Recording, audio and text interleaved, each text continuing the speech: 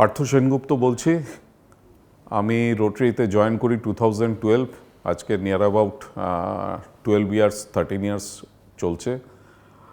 আর এখন যে জেনারেশন, যারা ইয়াং জেনারেশন, যারা সবে এডুকেশন বা তারা একটা রুটে চলার জন্য রেডি হচ্ছে, MBA করছে, নানান সাবজেক্ট ম্যাটারে যাচ্ছে, তাদেরকে রোটারিতে আনার একটা আমাদের ভীষণভাবে ইন্টারেস্ট রয়েছে এবং তারা যাতে রোটারিতে আসে সেটা আমরা চেষ্টা করছি এবং তার জন্য কিছু সিস্টেম আমরা রোটারিতে স্টার্ট করব। এটা আমাদের একটা ডিসিশন, হয়তো নেক্সট ব্যাপারেই আমরা এটা ঠিক করব, কারণ তাদের একটা ইন্টারেস্ট আমাদের এখানে গ্রো করাতে হবে, তবেই তারা রোটারিতে জয়েন করবে।